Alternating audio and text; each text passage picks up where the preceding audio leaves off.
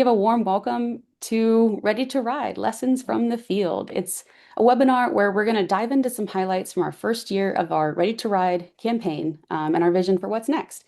So we'll also be having a panel discussion with some cycling education experts about the impact of teaching kids to ride in school and why it is so critical for health, safety, and community well-being. And my name is Marley Townsend. I am the communications specialist for the League, and I'm really excited to be just briefly hosting today before I hand it over to some really awesome experts. You'll notice the chat is open to everyone. So as I mentioned earlier, feel free to engage. Let us know where you're tuning in from. And since many of you are probably, practitioners or bike advocates in some sense, feel free to chat about the kind of work you do in this field and what you're excited to hear about. So before we get started, just a couple of quick reminders. You may have heard this before. This session is being recorded. It will be added to our YouTube channel. And so you can find that recording on bikeleague.org/webinars or at Bike League on YouTube. While all attendees are muted, we definitely want to hear from you. So keep the conversation going in the chat. And you'll also find a Q&A button at the bottom of your screen. So that is a great place to submit questions for our panelists to answer during kind of the latter half of the session. Closed captions are available, and you can turn those on with a CC button at the bottom of your screen. And before I pass it over to Jamil, I just wanted to take a moment to introduce the League of American Bicyclists to anyone who's new in our audience. The League is the nation's oldest grassroots bike advocacy organization, leading the movement to create a bicycle-friendly America for everyone. Our work at the League is all about making biking safer, more enjoyable, more accessible for everyone. And that includes making sure young riders have the support they need to start their journey with confidence. And that's part of why we launched the Ready to Ride campaign a year ago, with the vision that every kid in America should have the opportunity to learn how to bike in school with a gold standard curriculum. But I'm not the expert here, so I'm going to pass it over to someone who's been at the heart of the Ready to Ride campaign all along. Jamil, your turn. Thanks, Marley. Thank you, Marley. And hey, everyone. My name is Jamil Matafari. I use he, they pronouns, and I've been fortunate enough to support the League's Ready to Ride campaign from the very start. And I'm really excited to be joined by the League's Education Director, Allison Dewey, to provide an update on our efforts to make school-based on-bike instruction a standard part of all students' education in America. So since the campaign kicked off last year, we've been focused on amplifying the great cycling education already occurring in schools across the country, hosting quarterly peer learning calls for cycling educators, creating resources for school-based cycling programs and educators, and writing reports and other publications to make the case for in-school on-bike education.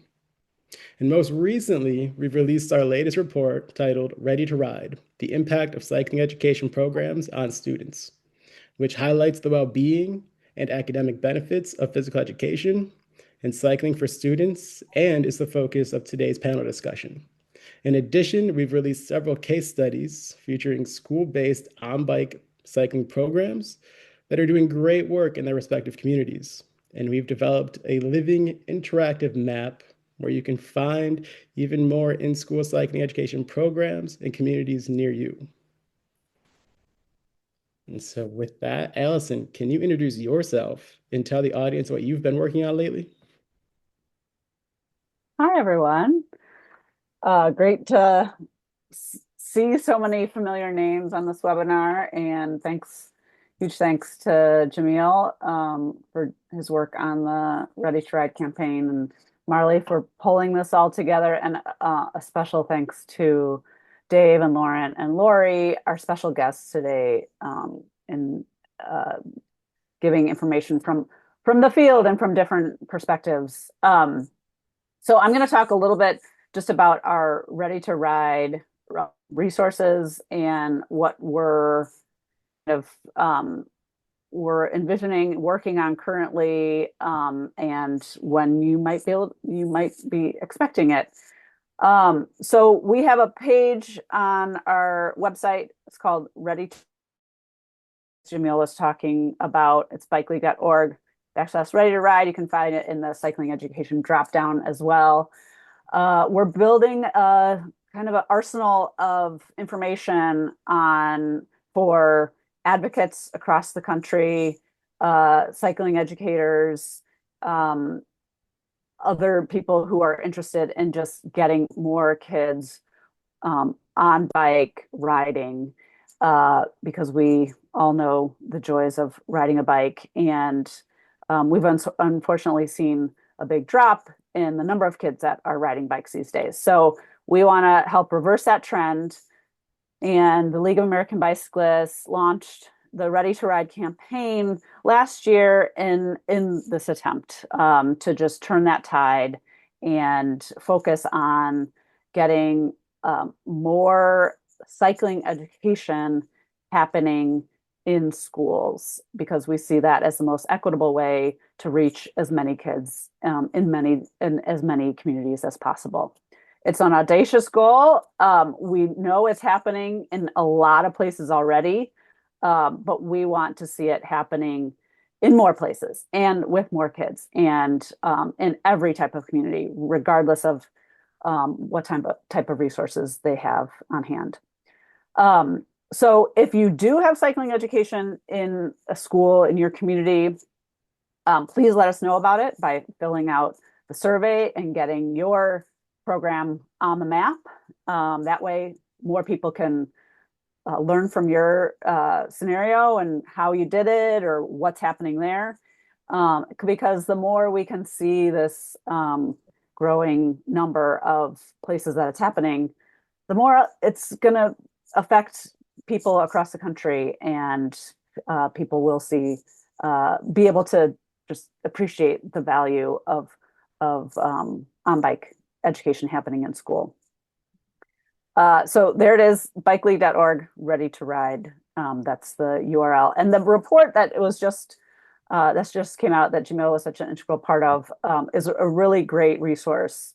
The first report, which was released earlier this year, late last year, is also a really great report to help you build the case in your community for getting more schools adopting on-bike education. All right, so one other thing I wanted to just touch on was a little bit broader view of our cycling education program that we have at the League, because we really try to provide as many tools and resources down to that local change maker that we know are across the country, whether it's a cycling advocate, a league cycling instructor, your local advocacy group, a club, a bike club, you name it. How we're distributing our cycling education is primarily online at learn.bikeleague.org. That's our online learning platform. And then on-bike education is delivered through our league cycling instructors. I know I've been looking at the attendees here, and I'm so pleased that I know many of you are already league cycling instructors, LCIs. So thank you. Thank you for your efforts in bringing bike education to your communities. But this is really a great, being an LCI is a great way of, one, getting a national certification through the league. It gives you a little bit more, adds a credential to your advocacy toolkit, and gives you the league backing. We also provide insurance coverage for league cycling instructors, which a lot of LCIs tell me that's the key, just such a key factor for them.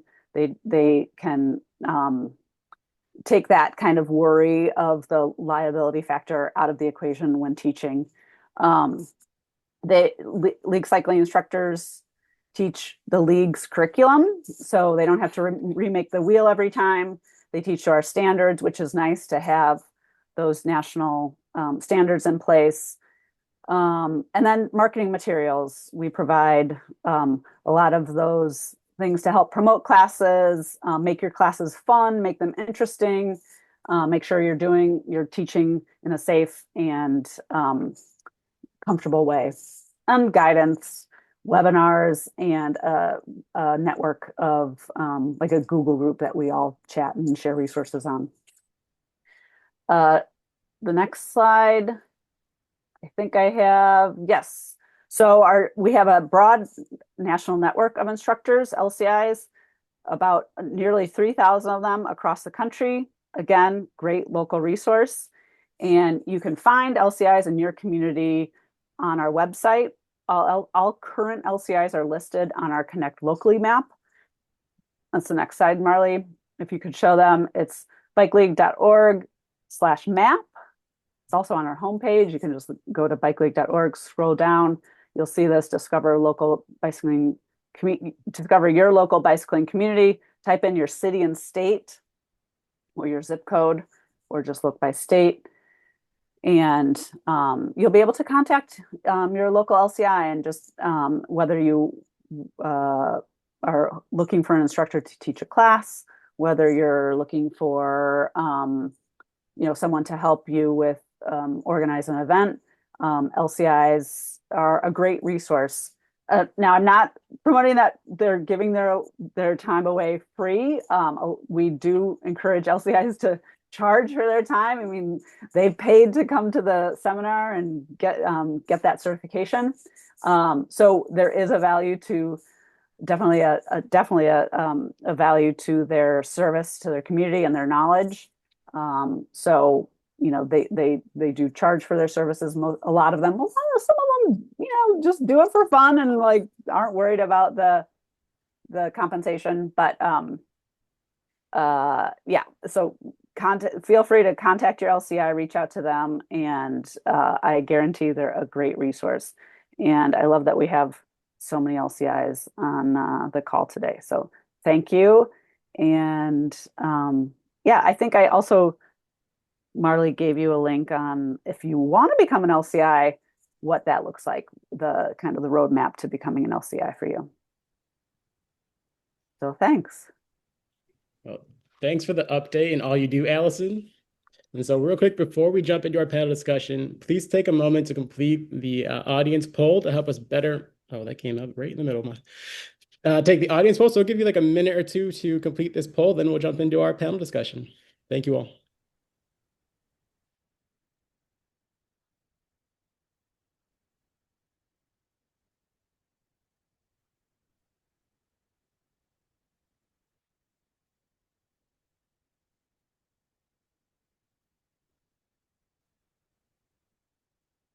I don't know if anyone else can see the results coming in, but it's really cool on my end. So keep answering. And there's just 3 questions. They're not too in-depth, so take your time.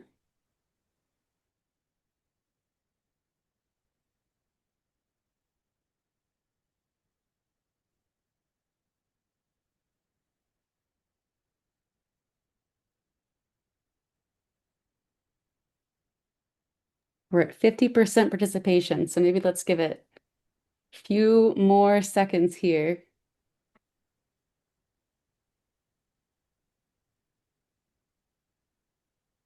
And while we're at it, let me just say thank you already for participating in the chat and in the poll.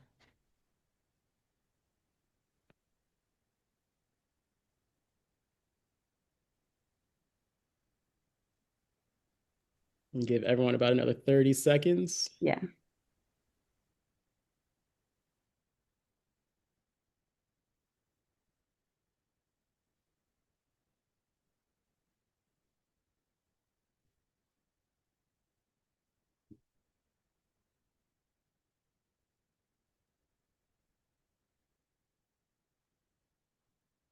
Okay, we're looking pretty steady at 80% participation, so I'm going to end the poll now.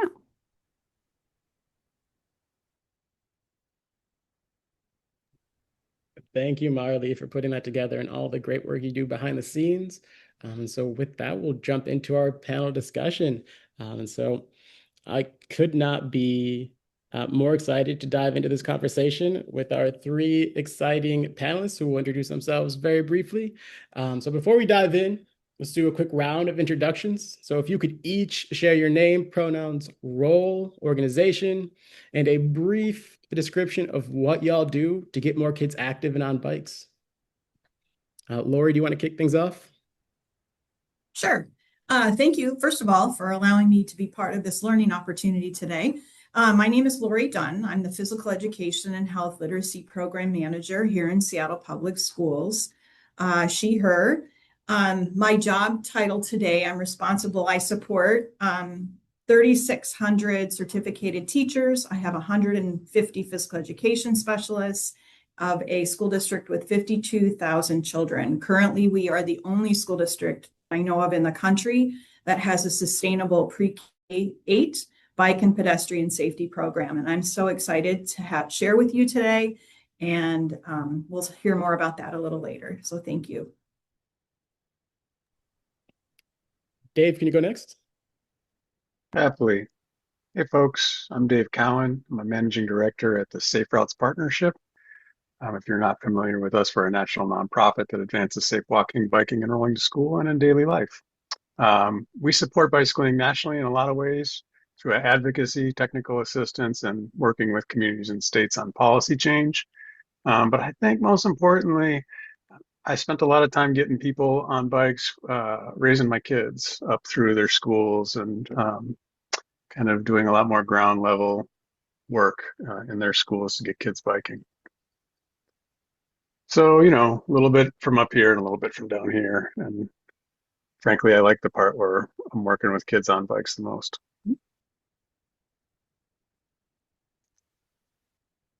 Ready. And my name is Lauren. I use she, her pronouns. I work for a nonprofit organization called Outride, and our mission is really to empower all people to experience the social, emotional, and cognitive benefits of bicycling. And we do this through 3 different avenues, which I'll touch on throughout the panel, but we do research, we have our Riding for Focus middle school education program, as well as community grants to different cycling nonprofit organizations. Thank you all for taking the time to be with us today and to share your expertise and knowledge with everyone. And just a reminder, again, folks, at the end, we do hope to have time for audience Q&A, so please use the Q&A function to submit your questions. And so with that, let's get right into question number 1. And you could answer in any order that you feel. So number 1, how does physical activity improve the holistic well-being of humans, young and old? And what does that mean for students? I'm happy to start with this one. So yeah, physical activity, it's by far one of the most important things you can do throughout your lifespan to kind of increase your physical and mental well-being. And again, at Outride, our research really focuses on bicycling's impact on social, emotional, and cognitive well-being factors. One recent research project we've been working on is a scoping review. So scoping reviews kind of answer a big, broad question. And in our case, the question was, what are biking interventions impact on these different domains of well-being? And it's a huge work. So screening over 1,600 articles and narrowing it down to 90. But what some high-level takeaways we found is that the long-term interventions are really can be really impactful for increasing positive mood and general well-being, as well as improving symptoms of depression. And then on the social well-being side, we see when we ask participants what they think of the program, it's always kind of relating back to this social well-being. So increased network size, expanding the communities that they can reach and meeting new people, especially across the lifespan with older adults who face a lot of loneliness and social isolation. Getting into these biking interventions can be really powerful. And then on the cognitive side, we see biking can really change your brain state. So just after a short, moderate bike ride, you can see increased attention and focus. So just a little high-level overview there.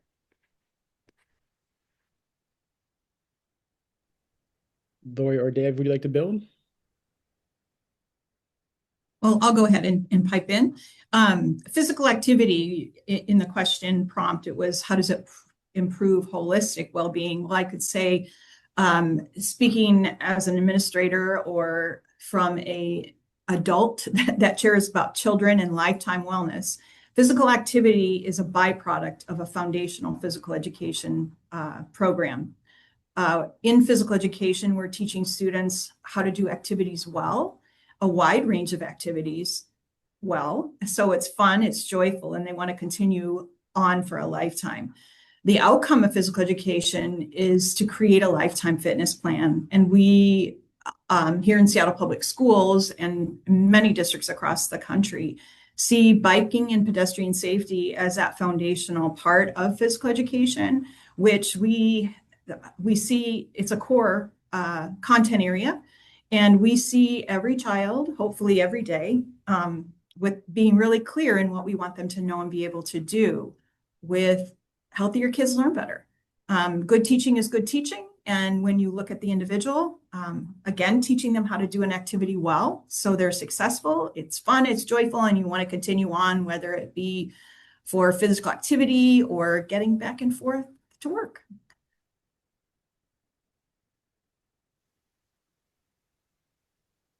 So Lori and Lauren had great answers. So I'm not going to build too much on those, except for to say, Jamil, your report, I had a chance to read through. I see people in the chat kind of asking for data points. I just want to, if you haven't clicked on the link yet that they shared earlier, click on it and read it. It's got a lot of great information on why physical activity is important. But what I will double click on is this part about social connectedness. Particularly in the school environment, which is what we're talking about here today, right? Is the opportunity to do something together, whether that's riding or walking, does something to build confidence and independence in youth that carries forward into their adult lives. And, while it's helping them build cardiovascular fitness and strength when they're young, it's like on the backside of it, if you've been doing it your whole life, it's helping you prevent all these other chronic conditions like heart disease, diabetes, hypertension. But most importantly, embeds you in your community in a way I think that is perhaps the most meaningful talking point to riding more often. And well, thank you all for that. And so I kind of want to dig a little deeper on that. Like my background, so I used to be, fifth grade educator back in the day. So now I'm curious, since we're talking about a school context here, are there any, Nora, you kind of touch on this a little bit, any academic benefits for students having physical activity, having PE in schools, and how might, that show up in the classroom? I'm going to pipe in really quickly and follow up on that one. I think every school district has strategic plans or strategic goals. And looking at that academic infusion, that healthier kids learn better, specifically aligning to our strategic plan here in Seattle Public Schools, we have a second grade reading goal, reading signs. That academic cognitive piece, we have a sixth grade math goal. Looking at, there's all kinds of ways to infuse math into how we ride. And then when you get into high school, it's life ready. It's going on beyond that academic infusion, again, that healthier kids learn better. And as you look at just the foundational content knowledge that as part of a systemic physical education program, that byproduct of physical activity in teaching kids, students, how to be safe and well. And Jamil, I'd love to add on that, Laura, if you don't mind, which the question is about physical activity, but I'm going to keep coming back to teaching kids to ride bikes because, that's what we're all here for. There are a number of academic benefits that I'm actually counting on Lauren to jump in with because I know she's got a whole list of them. I've been on their website, and that is also wonderful and full of research if you're open to doing some digging. But I wanted to dive in on actual attendance to school. The academic benefit of bicycling is that it addresses a transportation challenge that a lot of families face and are sometimes a key barrier to regular attendance at school. In some homes, if you miss your school bus, if your car breaks down, you're not going to actually walk through the front doors of the school that day or maybe that week. And passing on a skill like riding a bicycle provides a safe, reliable access to the school, whether that's through a supervised bike train or bike bus, or if it's something that you do on your own, it promotes better attendance. And when the students are in the seats after our bike ride, they're able to focus better and they're actually inside the school building, which is something that bikes can help them do. Awesome points. And yeah, for all the research, please feel free to reach out because we have endless resources. One that I'll highlight, there's an awesome systematic review that I'll drop in the chat, but it looked at 11 studies and found that physical activity in general increases academic performance among youth. But then with our Riding for Focus middle school program, so in case y'all aren't familiar, we collect surveys before and after students do the program, and we also get teacher surveys. And for the students, a lot of them, when we ask what do they like most about cycling, they report it calms my mind. I can come back to class and feel more focused and attentive. So they're really recognizing these benefits. And then on the teacher's perspective, we get anecdotes for students who often struggle in the classroom. They come to bike class and they're the leaders. So they're taking the charge. And the confidence those students get, it doesn't end in bike class. It really kind of carries throughout the academic day. So yeah, just really powerful things that some of these lessons that it goes beyond just learning how to ride. It's kind of continuing throughout the students' lives. Thank you all. And so kind of not quite shifting gears so much, and because you all kind of hit on the beginning part of question number 2. And so like how can school-based cycling education play a role in providing these benefits to students? I think we talked about that a little bit. But more specifically, are there benefits tied to like specific cycling education for youth in, regards to there is a lot of different physical activities that students could do, but what about cycling is beneficial? I'm going to pipe in again really quickly if I could. I would say having a foundational physical education program during the school. We see every child, you would hope, every student, and teaching a student how to do an activity well so they can be successful outside of the school day to increase that physical activity and they want to continue. And that foundational knowledge about safety, about how to do the physical skill and continue on. And then it takes a village and it's not going to happen alone. And I think this would be a point to actually share, okay, how did we start that here? We had teachers all over we had in all 100 of our schools doing different, okay, I like bike, I'm kind of habit, but in another school, I don't really care to bike or cycle. And we wanted to align, what are we really clear from an equity lens? What do we want all students to know and be able to do? And biking and pedestrian safety was something that we wanted all. But the professional development had to happen. Good teaching is good teaching, but it takes funding. And so how do you do that? So in that specific opportunity within that school day, okay, what do we have here now in Seattle? It's funded in that partnership with Seattle Department of Transportation, it's funded by speeding tickets. 70% of the people that we have that get a speeding ticket here in Seattle Public School or Seattle, Washington, usually don't reoffend, but it's an ongoing revenue source for that other 30 that do. And so how can we say and work together with the Seattle Department of Transportation? And so in working with us, we're saving lives because we want to look at that data. When you talk about research, go and work with your Department of Transportation and say, okay, are deaths decreasing because we're hoping this content knowledge they're getting during the school day? We would hope. And so from that ongoing revenue source, we created a replication and working with a community partner, Cascade Bike Club here in Seattle, Washington, where Seattle Department of Transportation pays us. We then pay the Cascade Bike Club, a community organization. They work with all of our fleets of bikes. They maintain everything. They're delivering and pickup. It's my job as an administrator to make sure our teachers are trained. The curriculum is rewritten. It's been rewritten, and we continue on. And so our focus area at the beginning was 3rd through 5th grade. And so it was so successful with that data we were showing, research, we were able to say, okay, we hadn't had a child get hit outside of a crosswalk since we've started this implementation. And so we continued on. Seattle Department of Transportation said, hey, we really want to invest in our community and our kids in our schools. And so now we've expanded that to middle school. And so at the end of this year, every single middle school program will have bike and pedestrian safety. And in grades 3 through 5, every single child will have bike and pedestrian safety education. Because of the success of that, a little later during COVID at the state level, when they were getting ready to renegotiate our transportation budget at the state level, the Senate and the House Transportation Committees reached out and said, tell us about this, Seattle Public Schools, how we're saving some lives here. And so it was a no-brainer. We're going to put money in that transportation budget at the state level for education.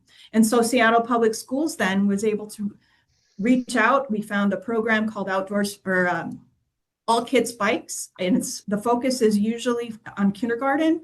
And I know Lisa's on this call right now, but we were able to then buy fleets of bikes for every single school in grades pre-K. We use it pre-K through 2 actually. And that's a backwards mapping from our 3rd through 5th, but those bike fleets are there on site all year long. And a great program now, a byproduct, is we're now painting traffic gardens on every single campus. And Fanula Quinn is on here, our traffic garden guru.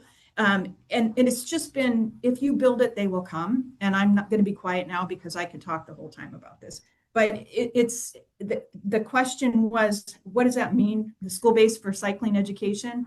I think if you will build it, they will come. My hope is that we can build something here in Seattle to replicate and share with you all. Then beyond the school day, you have bike buses and it's an equity thing. It's an equity and access. We're giving every single child that opportunity to learn the skill and then continue on. And if they don't have the funding or the opportunity to have a bike, then we reach out with community partners and figure out how do they get one. And there's all different ways, but it takes a village. Yeah, I can chime in next. Okay. So across the US, not only in just our Riding for Focus data, but among a lot of youth, many of them are not meeting physical activity requirements of getting those 60 minutes of activity a day. It's really low and really sad to see. So creating programs during the school day can make sure that more students are kind of inching their way to making these recommendations. And so, and again, with education, as Lori was kind of pointing to, you're reaching groups that may typically be underrepresented in cycling. You're reaching students who may not have access to a bike at home. So really kind of leveling that playing field, as well as students who maybe don't have access to playing sports after school. So really meeting them during the school day can really increase their ability to try to learn to ride a bike. With our data, we also see that with bikes, it's a really unique activity that students really gravitate toward. So from our past 3 years of data, 80% of students report having fun in the program. So they're really liking the bikes. And when we look into the qualitative data about what they like, it's usually the social component, so riding with their friends and their family afterwards, as well as getting the freedom that riding a bike provides. So a lot of our classes will go right off campus and they get to experience their neighborhood in a different way that they've never been able to. So that independence and the autonomy and increasing confidence through that way. And also just like not being it doesn't have to be a competitive sport as well. So kind of using it for those other benefits. Lauren, is Outride going to be in Minneapolis soon? The 80% of people really love doing the program. I think I want to go to it. Am I eligible? Have to see if we have some schools in your area, but always teachers Yeah, looking for more support let as me well. know. So for the LCIs in the crowd as well, feel free to reach out. Right on. Um, I'll I'll just provide an anecdote for this question about the role that school-based cycling education plays and how it benefits students. And that was over a decade ago now. I was working with a PE teacher in Colorado who had really just gone above and beyond to bring cycling to his school through his PE classroom. It required a lot of time outside of his regular working hours to apply for funding to get a fleet of bicycles, to have helmets. At the time, he was bringing us in as education staff so that he could get trained and do it himself. And I asked him, like, if the juice was worth the squeeze. And what he said to me was, you know, if you look around this room, you're going to see kids that are going to be touched by football and basketball and soccer and all these sports that they're going to get after school because they're going to seek that out.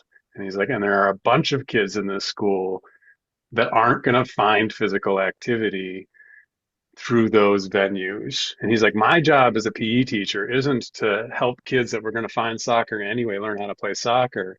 It's to help kids find joy in movement. And bicycling is the way that he thought that he could reach the most students and getting that physical activity that we spent the front end of this call talking about all of the benefits of to the students in his school. And that one has stuck with me clearly, well over 10 years now. And then there's a great study out of Rutgers that talks about, the students that are walking or biking to school are 7 times more likely to do that later in life than other youth. And so I think we have this like really key opportunity in someone's life to just change the way that they do business. And on-bike education is the way. I was just going to add a caveat. As we go to grade 8 and that they're exiting our bike and ped program, the last few units in our curriculum with our Let's Go Further is teaching students how to be multimodal, whether that's getting them to their job, whether that's getting them around the community, but it's doing it safely. And I also want to kind of caveat on what Dave said, with the one PE teacher. When we look at systems, whether you're in a rural system in Minneapolis or area, or you're in the Midwest or up here in Seattle, you want to make sure in one school, it's going to be in every school, because every child to have that opportunity, and then teaching them how to do it well so they can be successful and they're going to want to continue on. Excellent. Well, again, thank you all for your insights. And so you kind of all hit on 3 again.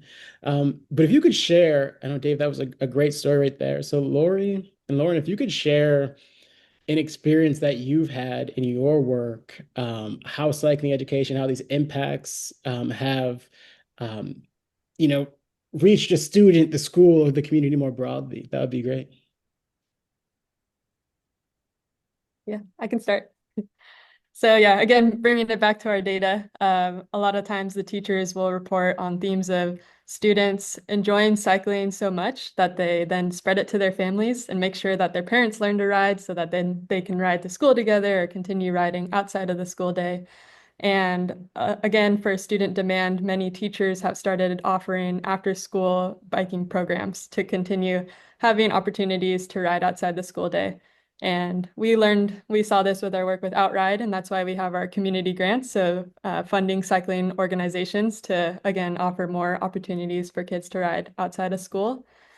And then speaking to the community part, it takes a lot to maintain these fleets of bikes and keep the classes up and riding. So at Outride, we really encourage our schools when they're brought on to start making those connections with their community. So partnering with the local bike shop to kind of have them maybe reciprocate and help maintain or build up the bikes. So seeing kind of all of these connections start to happen with safe routes to school. Some schools will notice, hey, we don't have a safe place for students to ride to get here. So then they'll apply for that funding. But it's all kind of an awareness of what's going on out there and what communities can kind of use to continue increasing safe, more bicycling, I guess. Yeah. To add to what Lauren is just saying, if you build it, they will come. And that's exactly what happens. You're not going to do this alone. And it was evident we started with our 3rd through 5th grade. And again, it was funded by in front of school speeding. A flash went off, you got a ticket sent to you, and thank you, Seattle Department of Transportation. And that's what started our pilot. And in 3rd through 5th grade, we call it Let's Go. And then in middle school, in grades 6 through 8, it's called Let's Go Further. There's specific lessons identified. We look at them. It's they're living lessons. And then looking at our elementary, our pre-K through 2 with all kids bikes, partnering there. The state got involved and now has opened up the funding for the rest of the 295 school districts in Washington State. That opportunity is a 2-year biennium of how they can apply for that funding. And if you build it, they will come. And it's very evident it's not done alone.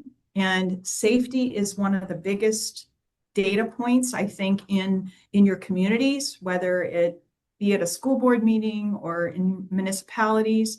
But our bike and pedestrian safety students are going to become hopefully drivers or walkers continually. It's a lifetime activity and it should be foundational.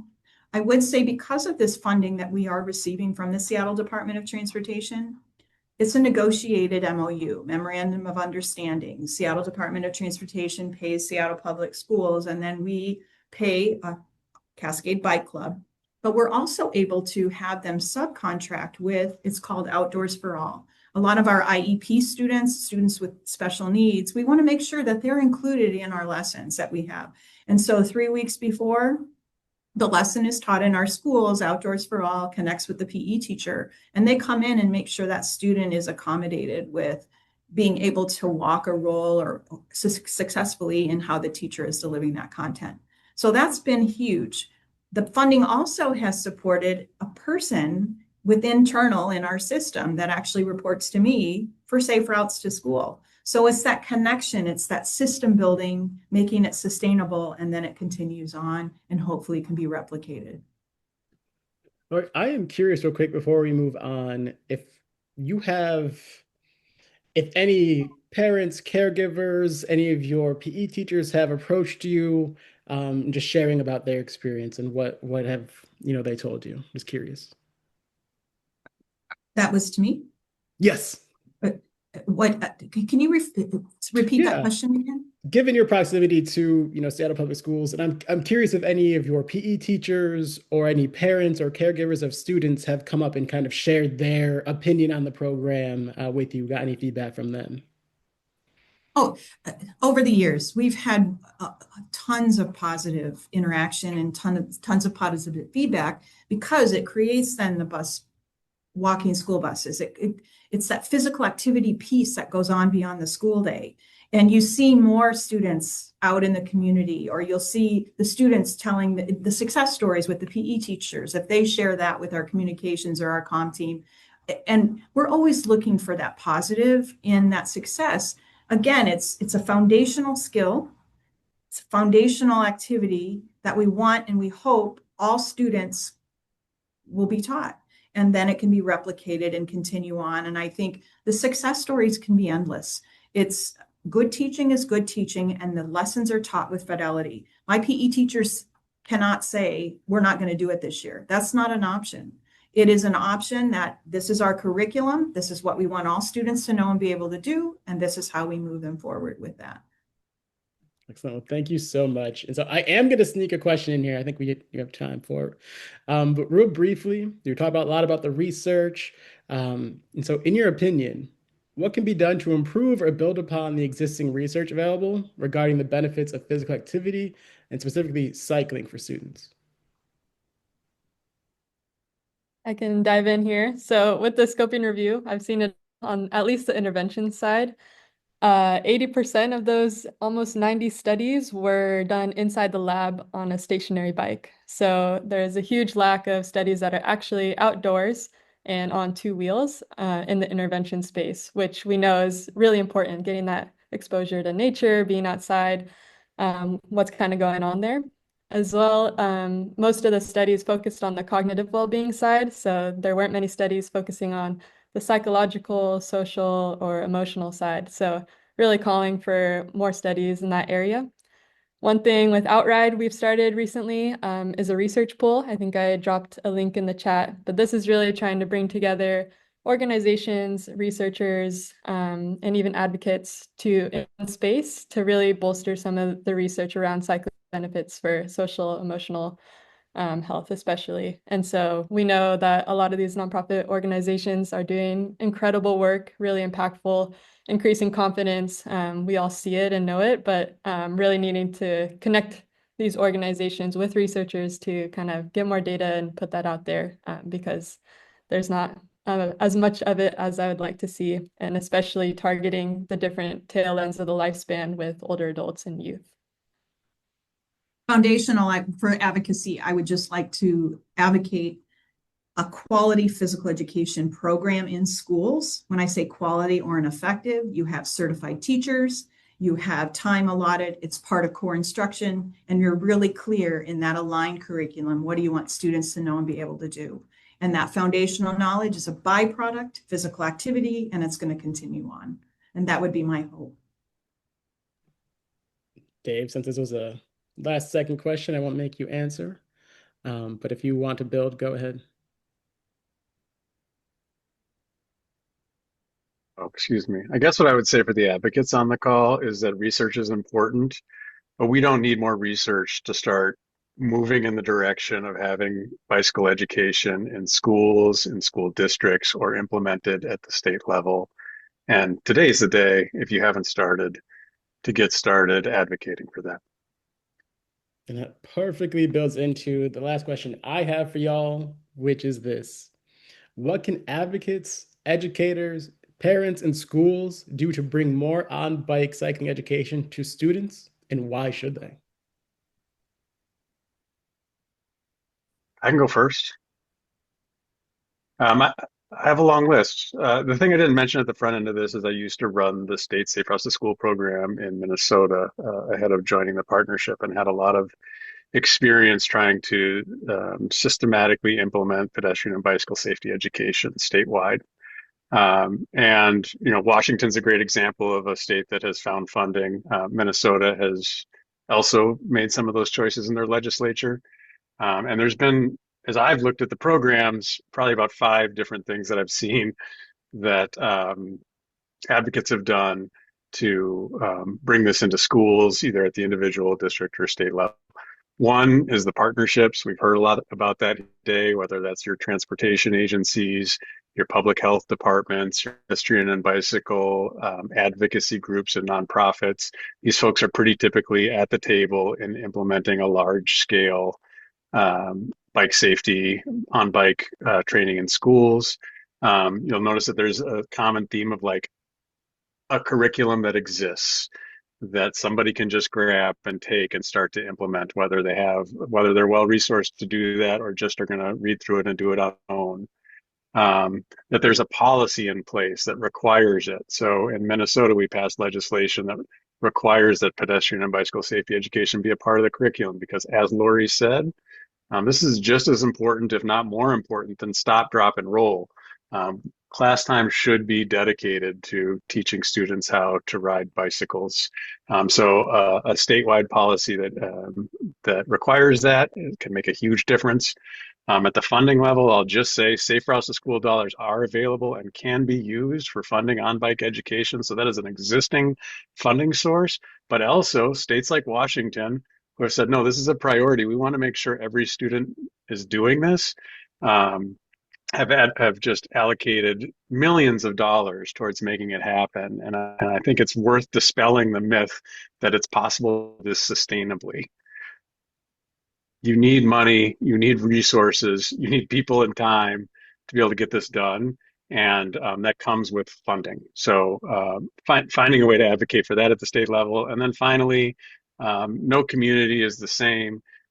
Some schools are very interested in doing on-bike education, and they just don't have the place near their school where it's safe to ride with kids.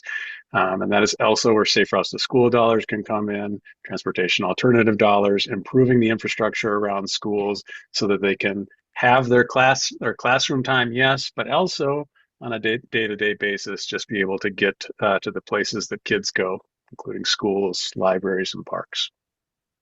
And that's giving a really call out to the traffic garden byproduct of this. It's also infusing that the pedestrian and the cycling component with our littles, and actually it raise up, and we're having traffic gardens painted on our middle schools. It's a huge call out, I think, for that byproduct.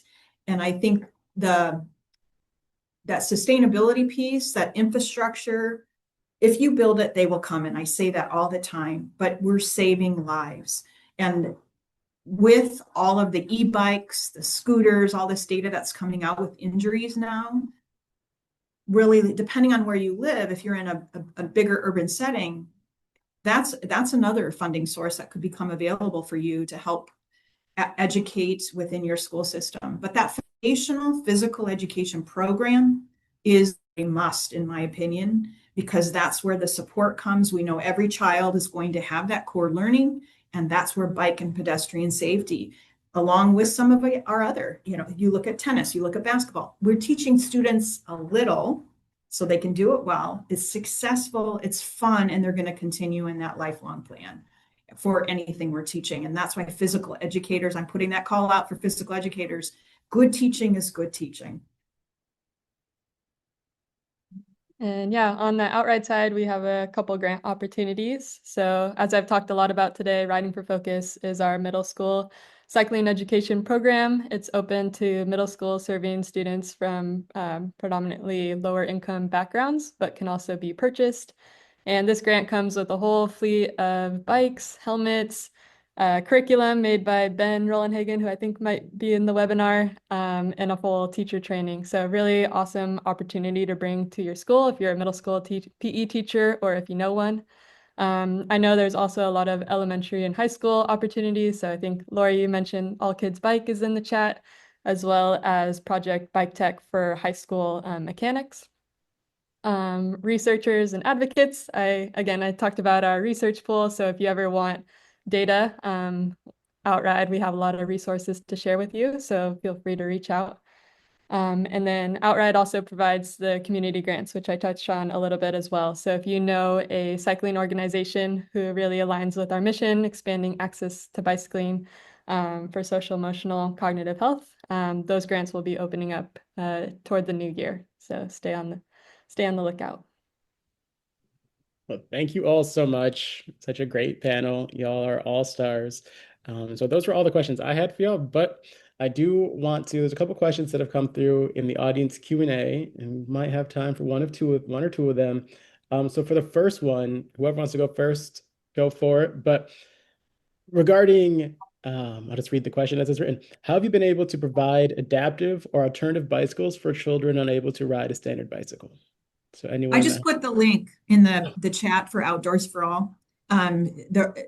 Because of the state funding, this partner, Outdoors for All, has been able to expand their service area across our state, meaning they have adaptive equipment that some of our special needs communities can go to, or individuals, not only students, but adults can go to the cycling areas where they loan the bikes out for free, the encumbrant bikes, different bikes, so they can be, there's a side by side, it depends on the bike, but that's that. I put that link in the chat to share that.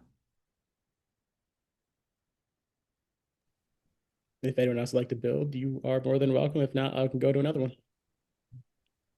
Yeah, I think a lot of our schools have just had to get scrappy with funding. So finding whatever local resources there are, those bikes are unfortunately really, really expensive. So finding those organizations or creative funding, that's kind of our best suggestion.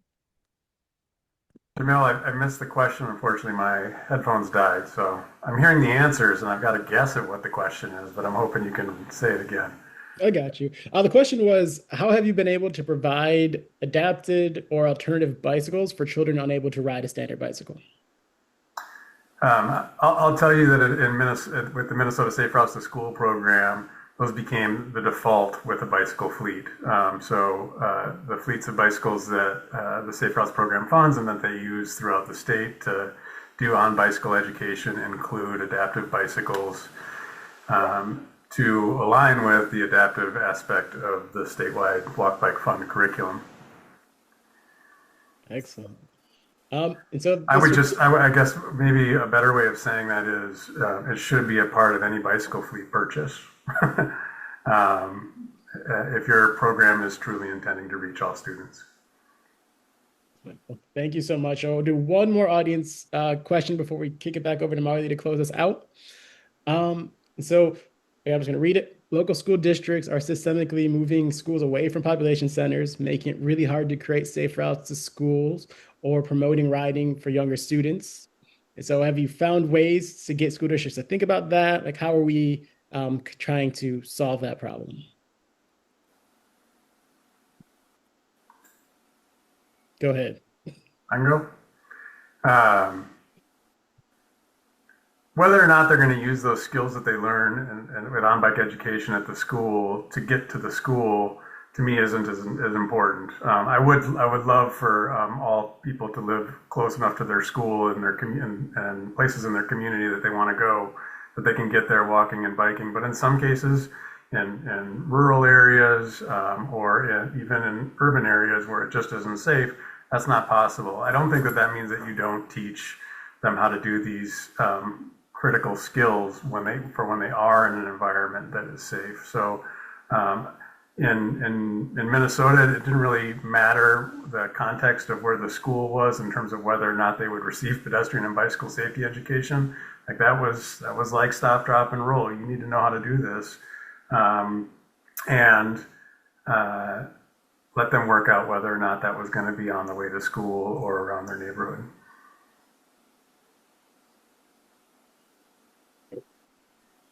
Lori or Lauren, do you want to build? All right.